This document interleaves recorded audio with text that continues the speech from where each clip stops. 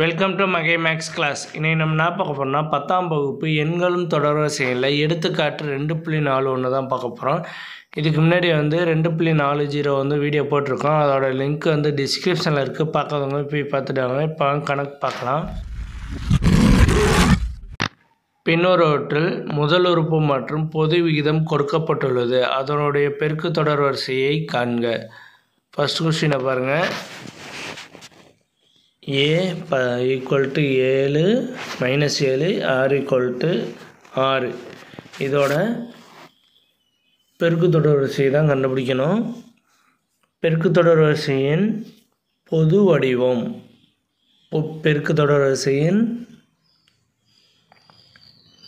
பொது வடிவம் நமக்கு பெருக்கு தொடர்வரிசையினோட பொது வடிவம் தெரிஞ்சிச்சுன்னா நம்ம ஈஸியாக நம்ம இந்த கணக்கை போட்டுடலாம்.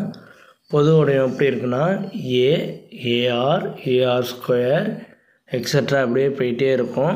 இதில் ஏவோட வேல்யூவும் ஆரோட வேல்யூவும் சப்ஜெக்ட் பண்ணி கண்டுபிடிச்சோம்னா ஆன்சர் கிடச்சிரும்.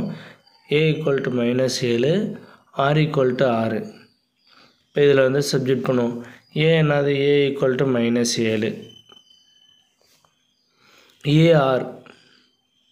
ARனா AR மல்டிபிள் பண்ண வேண்டியதான். A -7 ஆறுங்கிறது 6. இரண்டையும் மல்டிபிள் பண்ணோம்னா 6 42 -42. அடுத்து AR². AR² = A -7 R R². -7 × R 36. இதை மல்டிபிள் பண்ணால் நமக்கு 256 கிடைக்கும். 252. இதை நம்ம ஆன்சர் எடுத்து எழுதிடலாம். -7 -42 -252 இப்படியே போயிட்டே இருக்கும். இதுதான் பெருக்கு தொடர். ரெண்டாவது கணக்கை பாருங்கள். A = 256 R = 0.5. இப்போ அதே மாதிரி தான் AR AR² எக்ஸட்ரா அப்படியே போயிட்டே இருக்கும். இல்லை ஏவோட வேல்யூ என்னது? 256. AR மல்டிபிள் பண்ணணும். A 256 ஆரோட வேல்யூ 0.5 அப்படி இருக்கும். அடுத்து ஏவோட வேல்யூ என்னது? 256. அடுத்து ஆரோட வேல்யூ 0.5² இப்படியே போயிட்டே இருக்கும். 256 அப்படியே இருக்கும்.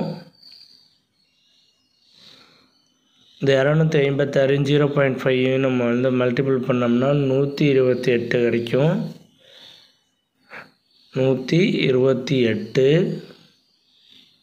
இந்த 0.5ஓட மல்டிபிள் பண்ணோம்னா 128. 128.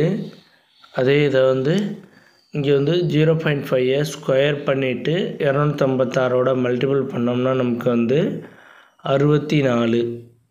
ஓகேவா? இப்படியே போயிட்டே இருக்கும். அவ்வளோதான் அந்த கணக்கு. நெக்ஸ்ட் வீடியோவில் பார்க்கலாம். இந்த வீடியோ பிடிச்சிருந்தா லைக் பண்ணுங்கள், சப்ஸ்கிரைப் பண்ணுங்கள், அந்த பெல் பட்டனையும் கிளிக் பண்ணுங்கள், அப்புறம் ஷேர் பண்ணுங்கள்.